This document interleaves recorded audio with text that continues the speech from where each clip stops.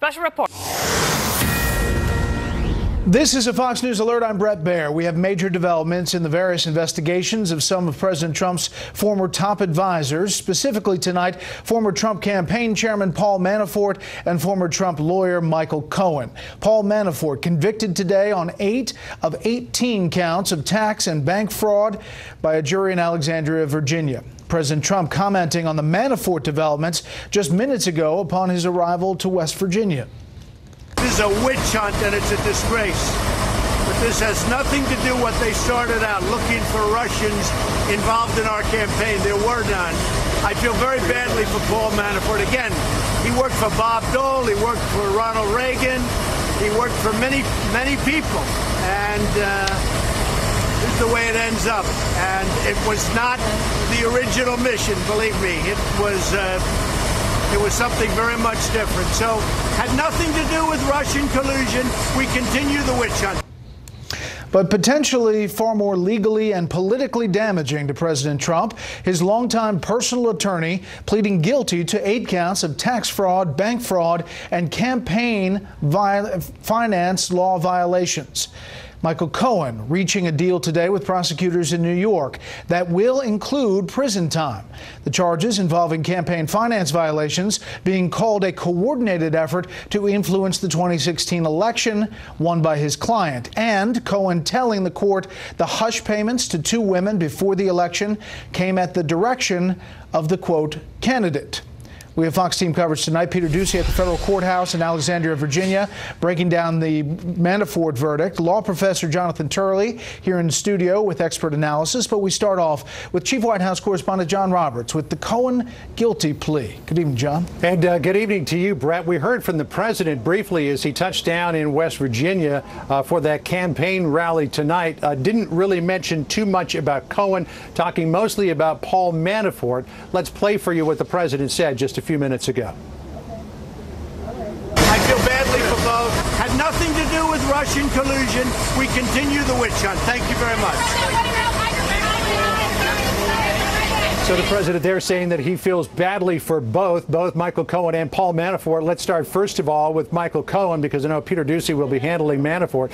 Cohen pled guilty this afternoon. It was a surprise. We had gotten wind yesterday, some rumors floating around that he might be trying to cut a plea deal. He pled guilty on 8 counts, 5 to tax evasion on $4.1 million worth of unreported income. He also pled guilty to 1 count of filing fraudulent information to get a bank loan, rather substantial one as well. But the ones that could be most problematic for President Trump are counts 7 and 8, in which Michael Cohen said that he coordinated with a candidate for federal office whose name was not revealed and worked at the direction of that candidate to provide payments of $150,000 to one woman, which would likely be Karen McDougal. Remember, the payment that she received from the National Enquirer was $150,000, and that was classified by prosecutors as an unlawful corporate contribution, and then a contribution of $130,000 to Stormy Daniels that was made on October the 27th, just about a week before the election. Again, Cohen saying that he did this on behalf of and at the direction of and in coordination with a candidate for federal office, that person unnamed. Just heard from Rudy Giuliani a second ago about all of this, because people are talking about, well, there's now a connection between these payments and President Trump. Giuliani saying in a statement to Fox News, quote, "There is no allegation of any wrongdoing against the president in the government's charges against Mr. Cohen. It is clear, as the prosecutor noted, Mr. Cohen's actions reflect a pattern of lies and dishonesty over a significant period of time." It doesn't look like the special prosecutor or the Southern District of New York will have much of an axe to hold over Michael Cohen's head, because he and his attorneys have agreed to sentencing, which will run somewhere between 3.5 and 6 years. So, Brett, it looks like that part of the case may be over in terms of Michael Cohen, but now we'll have to start pulling on the threads of this federal candidate directing and working with Cohen to make these payments to affect the outcome outcome of the election. That could be the most problematic part here for the president. John, quickly, you know, we heard the president address the Manafort development, but not the Cohen development. Do we expect that that's going to stick tonight as he's in West Virginia? Yeah, I mean, you never know. At these campaign events, the president could say anything. And, you know, looking at the statement that we got from Rudy Giuliani, that may be the direction that the president goes in, that there's no allegation of any wrongdoing against the president in these charges against Michael Cohen. We'll find out, and we'll find out soon. Brett? Yes, we will. John Roberts, live on the North Lawn. John, thanks. Now to the Manafort verdict. Jurors said guilty to 8 counts and could not reach agreement on 10 others. Correspondent Peter Ducey, once again, outside the federal courthouse in Alexandria, Virginia. Good evening, Peter.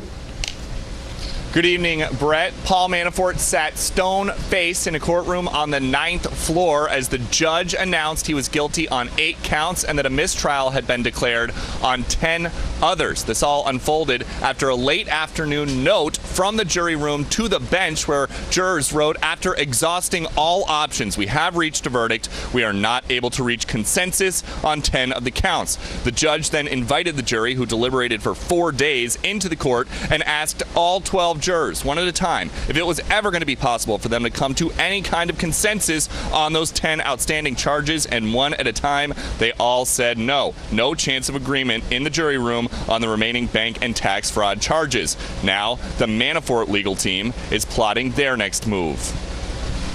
Mr. Manafort is disappointed of not getting acquittals all the way through or a complete hung jury on all counts.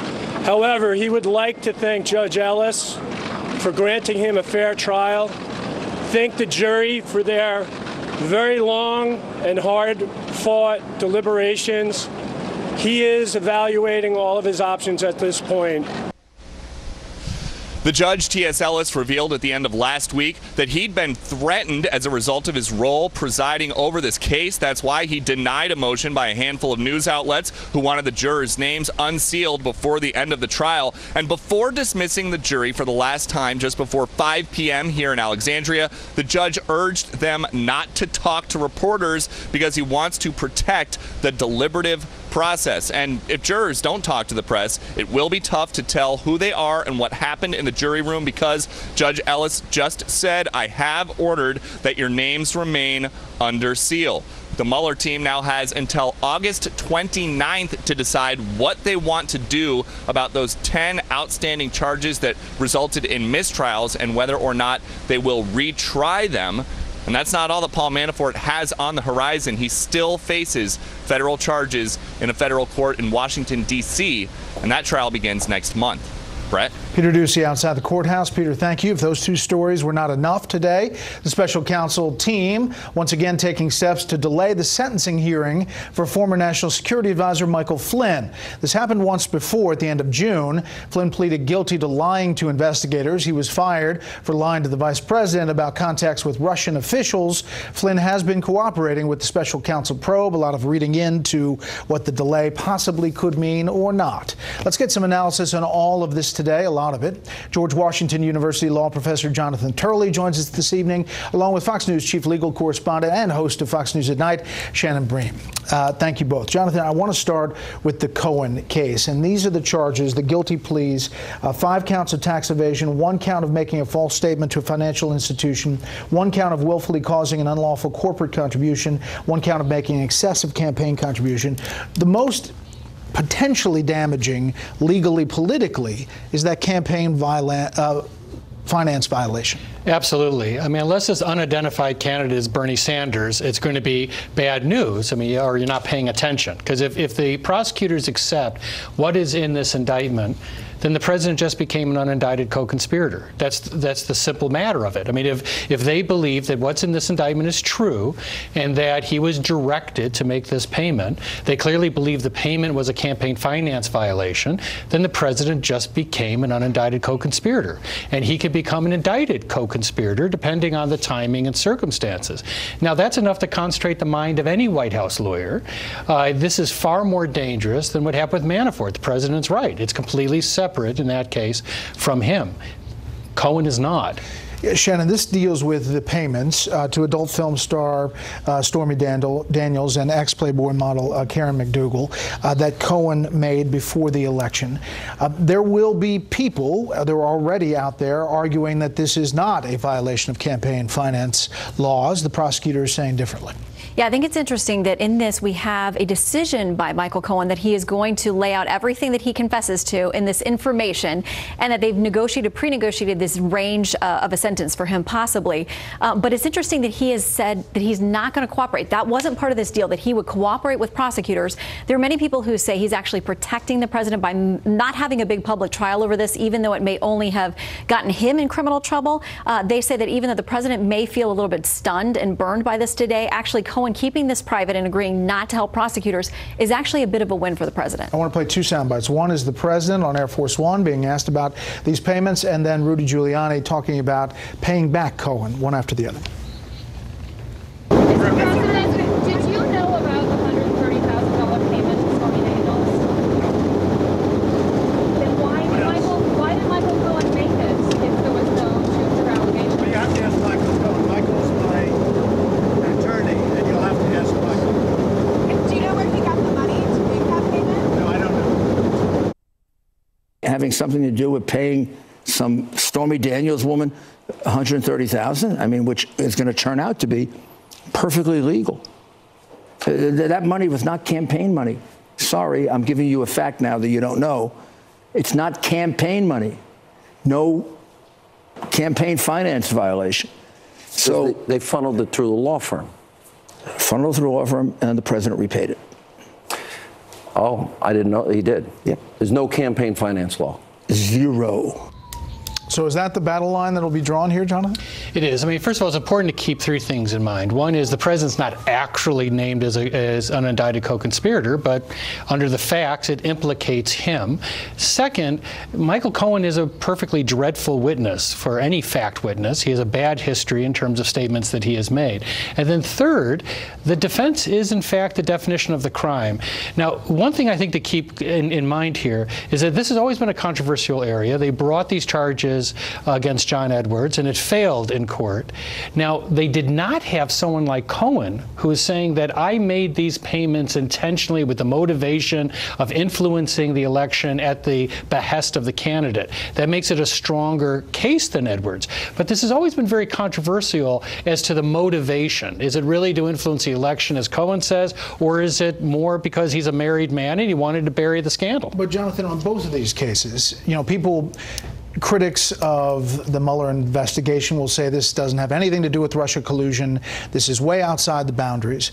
But are both of these potentially squeeze plays for these two characters, one definitely inside the circle for the last decade? Oh, it definitely is. I mean, the judge in Alexandria said, you're obviously trying to get at President Trump by bringing these charges against Manafort.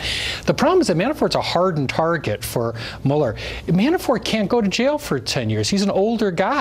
If he wants a deal, he wants a walkaway, and that means a pardon. And only one guy can give that to him. And there's no indication that Manafort is changing from that strategy. All right, when Michael Cohen, Lanny Davis, just moments ago, issued a statement. This is Michael Cohen's attorney saying, quote, Michael Cohen took this step today so that his family can move on to the next chapter. This is Michael fulfilling his promise made on July 2nd to put his family and country first and tell the truth about Donald Trump. Today he stood up and testified under oath that Donald Trump directed him to commit a crime by making payments to two women for the principal purpose of influencing an election. If those payments were a crime for Michael Cohen, then why wouldn't they be a crime for Donald Trump? If anybody was doubting that the candidate wasn't named, Lanny Davis wanted to make sure we knew. Yeah, and then we get into this question of whether or not a sitting president can be indicted. And this is something that has been debated hotly. There are a couple of Justice Department memos from 1973 and from 2000 that talk about this, and essentially the understanding is that you can't indict a sitting president in most normal circumstances. So Rudy Giuliani has said he's had conversations with the Mueller team, and during that he says they've orally acknowledged to him those DOJ guidelines. What that means, whether they agree to them, whether they would seek some type of exemption or an around, we don't know. But he says they've had that conversation, and it's not about indicting a sitting president. He says, according to Justice Department, you can't do it. Meantime, Stormy Daniels' attorney, Michael Avenatti, who has been out and about in a lot of TV shows, tweeted today, Rudy Giuliani, buckle up, Buttercup. You and your client completely misplayed this. The developments of today will permit us to have the stay lifted in the civil case and should also permit us to proceed with an expedited deposition of Trump under oath about what he knew, when he knew it, and what he did about it. We will disclose it all to the public. How much is that a potential problem? You know, as much Michael's my former student, I'll disagree with him in one sense, and that is. Well, that's breaking news right there. but I disagree in one sense. It's very hard to expedite a deposition with a sitting president because they get a great deal of deference, and so there's still a rather long road to hoe in that sense. Although people look back to the Clinton years and look at Paula Jones and say, that was a deposition. That's right. But what you have now are all these crossing criminal investigations which get priorities with the courts, and they have to be coordinated. So I don't think you're looking at anything immediate or short term in that sense.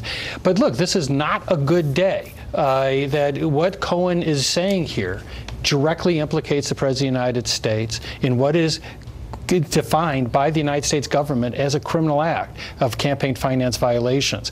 Does that mean that he would be indicted in office? There is this great debate. I think it's now moot because Mueller is going to follow the policies of the DOJ.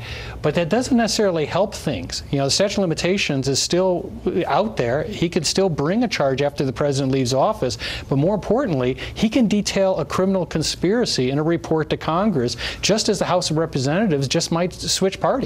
Right. And I guess it brings us back to the fight over the campaign finance law and whether this, if it all happened as Cohen pleads to, is that violation. There are a former FEC chairman who says it isn't, Bradley Smith. Obviously, Giuliani is making that case. And you wonder if that's where the Trump lawyers are going to go. Well, and you remember that Judge Ellis, in the case that just wrapped up for Manafort in Virginia, said before the trial started, I think that the special prosecutor shouldn't have unfettered power because what you may be doing here, even if you're not going to be able to get to the president, is to lay out something that would allow for impeachment of the president. So all of these different investigations, the Stormy Daniels, Avenatti stuff, all of that could be feeding into, if the Democrats take the House, giving them plenty of material to say, look, we've got one thing after another that is in some way connected to the president. This Cohen stuff is the worst of it, and maybe that's enough for them to say, we take power, we start impeachment. And we don't know, but what we've seen today, if Cohen will cooperate with Mueller on other fronts when it comes to money or Russia or other things. That's right, but Cohen's out there. I mean, he'll take a deal if it's good enough. He's made that clear.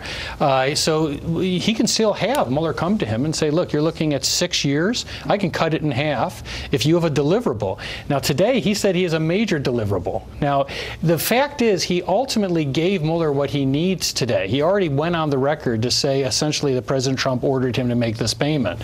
So he's locked in as a witness. The question is, does he have something more? Are some of those tapes relevant? Is Mueller now going to look at him and say, I'm willing to do a side agreement with you, give you a partial deal to ask the court to reduce your sentence?